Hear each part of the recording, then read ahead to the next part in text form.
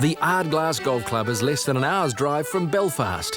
It enjoys a history that is as interesting as the stunning setting, just minutes from the centre of the idyllic coastal town. The clubhouse can claim to be the world's oldest, a protected building dating back well over 600 years. The golf club itself can date back to the 14th century, and we describe it as the oldest golf club in the world. Well, in fact, it's the oldest clubhouse that we use as a clubhouse, if you know what I mean. But we have a fantastic history to this place. The golf club itself was formed in 1896, and in those days there were only 7 holes.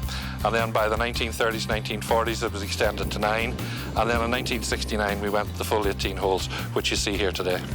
It is a real link setup, there's no doubt about it. The first 5 holes are really along a cliff edge with some fantastic scenery to our left.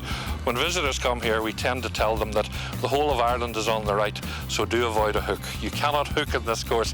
A slice is grand, but certainly don't hook. And to guide us through the coastal challenge, the well-established club professional Phil Farrell.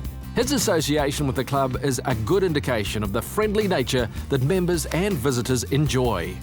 If you look at the yardage, it would be short. Like it's 6,300 yards. Most links courses are short, but it would be the elements that you have to play against that make it. You know, you could have a hole that's 400 yards. It could play a driver and a 3-wood on a wedge one day. It could play a driver and a 9-iron the following day, depending on which way the wind is. And there's a fair breeze blowing for our visit, but that's not the only challenge we'll find on our tour. The second hole is a par 3, 167. It's called Howard's Hole. It's over a canyon. So if you look over the front of the tee box, all you can see is a cliff and the Irish Sea smashing against you. Nice par 3. There's nice deep sand bunker front left hand corner of the green. There's mounds on the right hand side. Anyone who's local knows that your tee shot has to start right of the flag, regardless of where the flag is. On a calm day, it could play a 7-iron, wind into your face, you could be hitting a driver, and downwind it could be a pitching wedge. A driver on the par 3 isn't as uncommon as it may sound when playing true links golf. And Howard's Hole has some other points of interest and dangers to be aware of.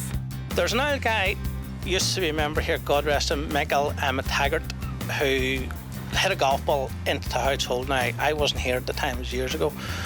And now Mick might have been in his 70s at this stage, and he decided that he would climb down to see if he could find his golf ball, and actually fell in, injured his leg, and they had to call the Coast Guard, but the Coast Guard took too long, so they got a local a trawler to go round, and they had to heave him out of the water and bring it back round. And there's been a few people like that that's happened to. Like, why you would go looking for a golf ball at a pound and risk your life, I have no idea. Because like it's 130 feet of a drop. Like it's a serious fall. The green itself has got quite a severe slope at the beginning of it. So if it's a breezy day, you don't want to get past the flag, because if you have a downhill putt on the second, if you hit it a bit too hard, you'll go off the front of the green. Ahead to the 4th now for another interesting challenge. 375 off the back. On a calm day, it plays reasonably easy. You've got 4 bunkers up the right-hand side. You've got rocks and cliff down the left-hand side.